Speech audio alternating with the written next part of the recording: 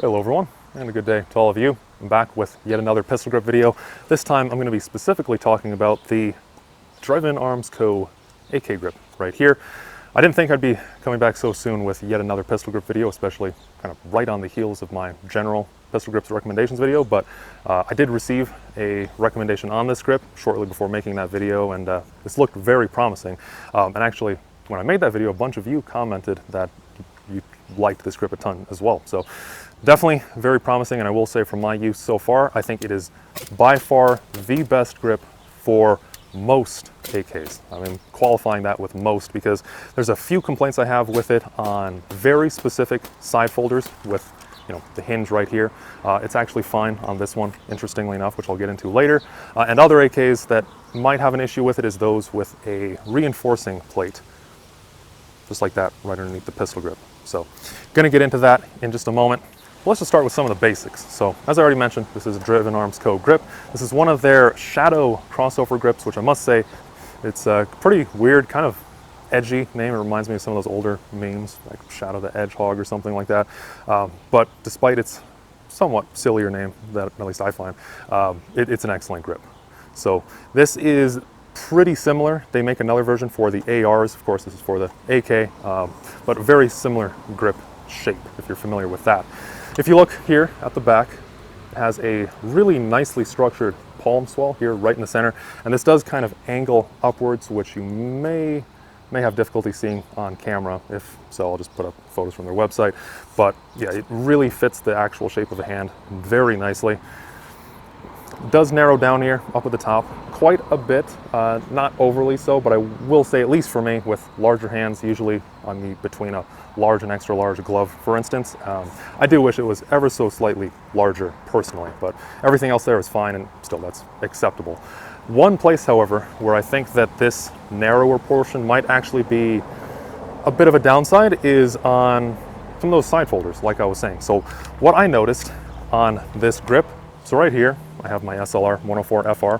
When I first got this SCG grip, I actually did put it onto here simply because this rifle was down at the time. It still had a firing pin that was just broken, and I hadn't received a replacement yet from PSA, which I have now, hence why I put everything back on here. But, you know, I wanted to try out the grip when I first got it, so I put it on here. And one thing that I noticed was just going in, normal grip like I usually do, that this SCG grip actually would put this part of my thumb right here.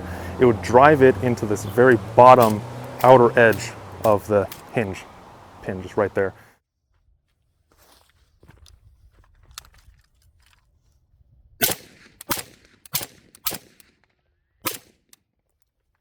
Now, one thing you will notice is this PSA AK-101 that I'm talking about mostly right here. This also has a side folding pin, also has the reinforcement plate. You just can't really see it on that SLR because it's covered up by the AK-12 pistol grip, but I don't actually run into that issue on this rifle. So I think that it's something with how the hinge pin is designed. It looks like the hinge pin on here is ever so slightly smaller, and also they did radius the outer edge of it, so even if I were to come pretty close, it wouldn't be as much of an issue. So you can just see it right there, how that lines up for me. Not really an issue, like I said, on this PSA rifle. One issue I do run into, which is very minor, again, talking about this reinforcement plate, I do kind of feel this part of my thumb, the inner portion, kind of closer to the webbing. That does kind of rub against the reinforcement plate when I'm just gripping like normal. But even then, on this rifle, it's very comfortable. But I would say if you have one of the Bulgarian side folding AKs, and maybe others, most likely others as well, then you might want to just kind of check that or keep it in mind before you decide to purchase this specific grip. If you don't have the reinforcement plate and you don't have a side folder, I really don't think there's any better grip than this one right here. Now, one thing in particular, if you watched my past video on the just general AK pistol grip recommendations, I said that I really like the AK-12 pistol grip, I really like the Vepr pistol grip, the Mola pistol grip, but one complaint I have about both of them is they really lack texture. You can see these are both pretty smooth. Between the two, this has maybe a slight bit more texture, but really not much. There's pretty much nothing on the sides or on the back, just a bit on the finger grooves, and even then it's very minimal. Comparing that to this shadow crossover grip, this has an excellent amount of texture, and I really like how it's done. So Drive-In Arms Co. makes two variants of this with two different types of texture. They have the Atom, which is a more textured version, which is what I have right here. And then they also make an Apex, which they describe as having more of like a hockey tape, or I guess a grip tape sort of type of feel to it. I personally do prefer, as long as it's not overdone, I do prefer more traction. You know, there are some stippled Glocks and other handguns out there, for example, where I think people go way overboard. But generally, something like this is really nice. And I will say that this is just the right amount of texture for me, where it does hold my grip in. It helps to reinforce and hold steady while not being painful or overly noticeable and annoying. Now, one thing on this texture, just have this nice and close so you can see it. The difference between the Apex and the Atom version is just on these sides. So that's the part that has the Atom versus the Apex texture. The back and the front, between both of their versions, have the same amount and the same type of texture right there. Just those kind of horizontal lines that you saw right there.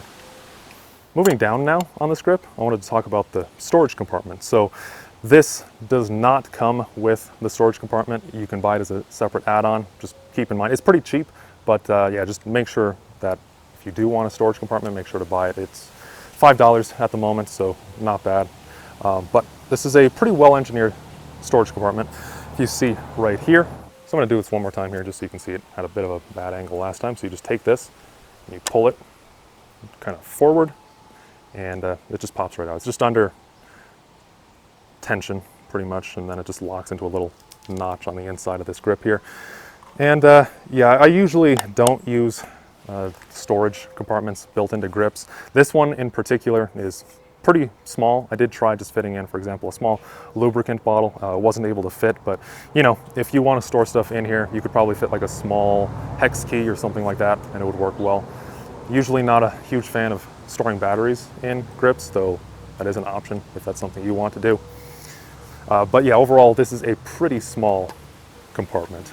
As far as this floor plate itself, though, like I said, I do like this design where it levers out compared to the other type that's pretty common is it rotates and unlocks, for example, the HK style, and there are many other similar grips like this as well, where you can see it just rotates here, and then got a little stuck right there, but then it just pops right out there. I don't like these as much because they have a tendency to walk out under recoil.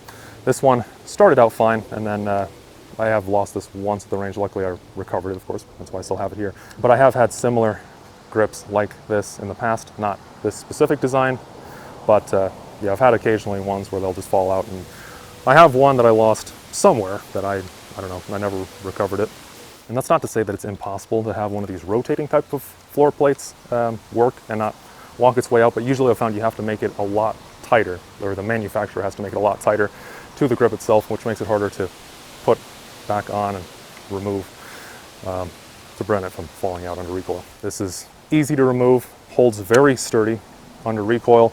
I don't think that, I suspect that this will work pretty well under long-term use as well, because if you can see this lever right here, if I show it kind of like this lever, which unlocks it, you can see it's connected to that right there.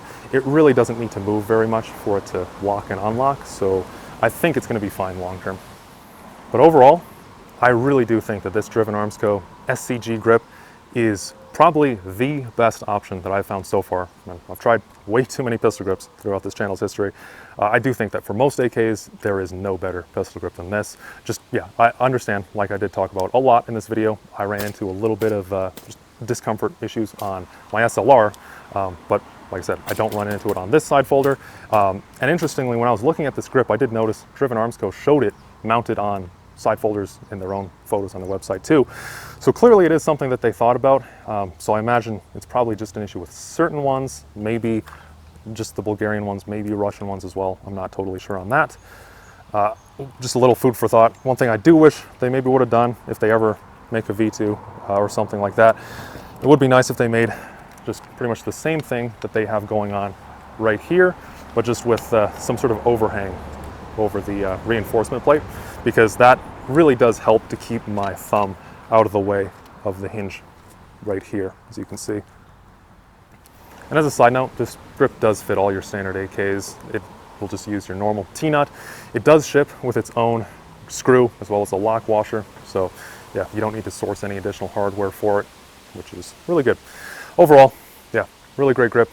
Big thanks to the person on Player, formerly known as Utreon, which got recommended this grip through there. It is really nice.